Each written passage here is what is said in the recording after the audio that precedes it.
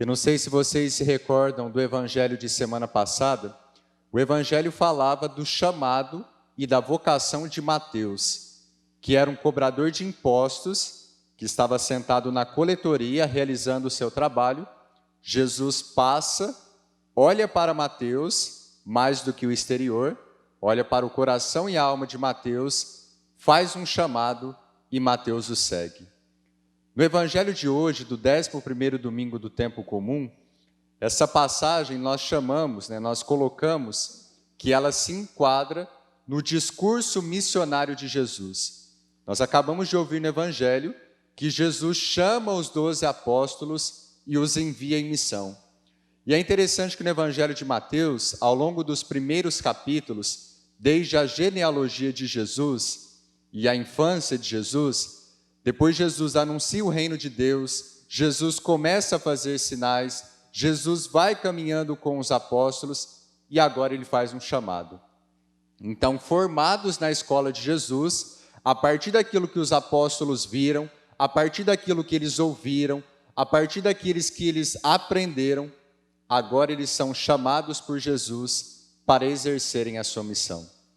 E no evangelho de hoje, Jesus começa usando, no chamado dos apóstolos, duas imagens muito comuns no Antigo Testamento e muito comuns para o povo de Israel.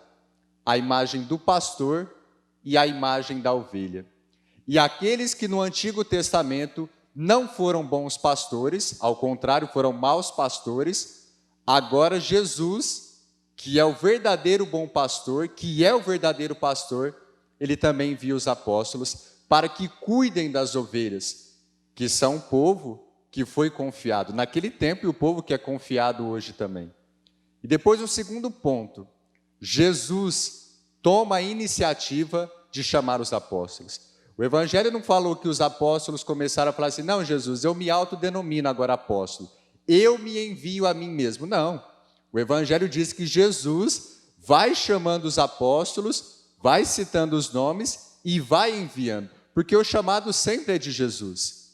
E claro que Jesus chama a todos nós aqui de alguma forma, sendo padre, sendo seminarista, sendo jovem, sendo casado, solteiro, todos nós de alguma forma, nós somos chamados a exercer a nossa missão. Mas de modo especial, na figura dos apóstolos, Jesus chama os ministros ordenados da igreja, os diáconos, padres e bispos. Por isso que um dos sinais que o bispo usa, e ele de modo especial é o pastor de uma diocese, por isso que um dos sinais que o bispo usa é o báculo, que é uma espécie de cajado. Por quê? Porque ele é o pastor da diocese. Só que tem uma diferença. Jesus é o verdadeiro bom pastor.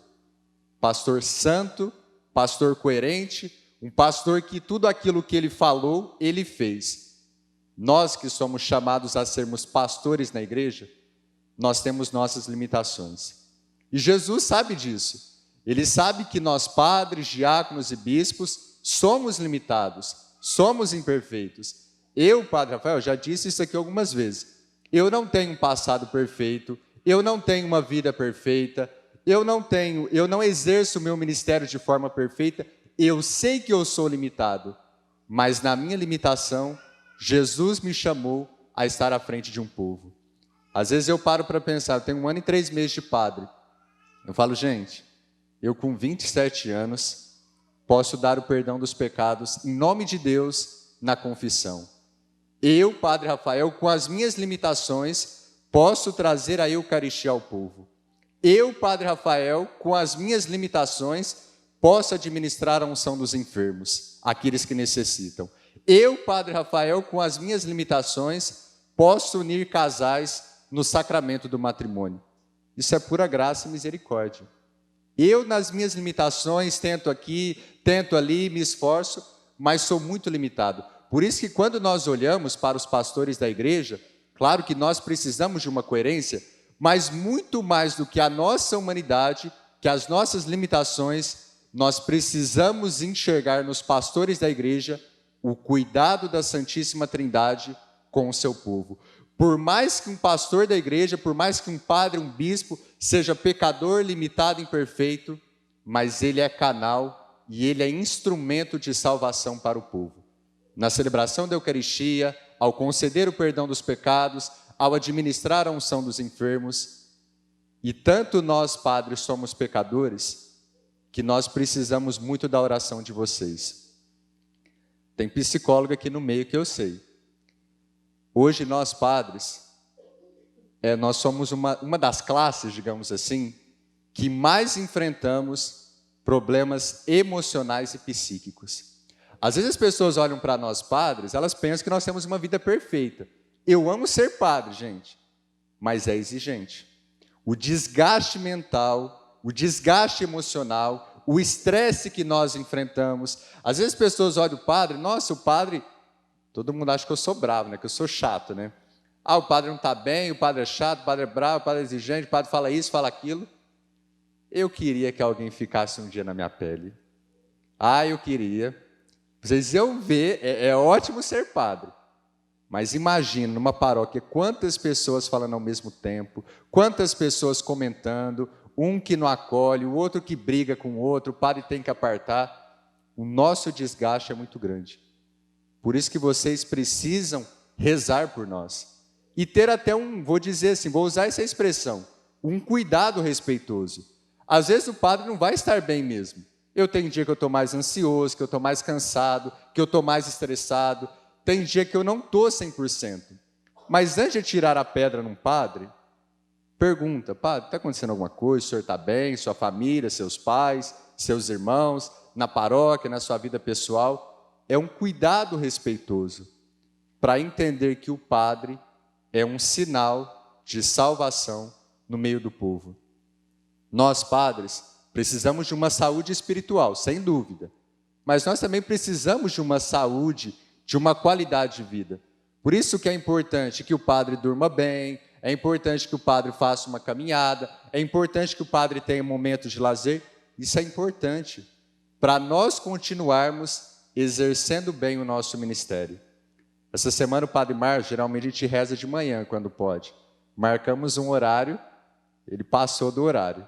Eu esperei um pouco, falei, mas não chegou, vou rezar, né? Ele já chegou na sala se desculpando. Ah, desculpa, padre. E eu não tinha dormido bem aquela noite. Eu falei, padre, o senhor dormiu bem? Eu dormi. Então dorme, padre. Dorme, porque o senhor precisa. Dorme, descansa. Nós precisamos disso. Precisamos fazer a nossa parte.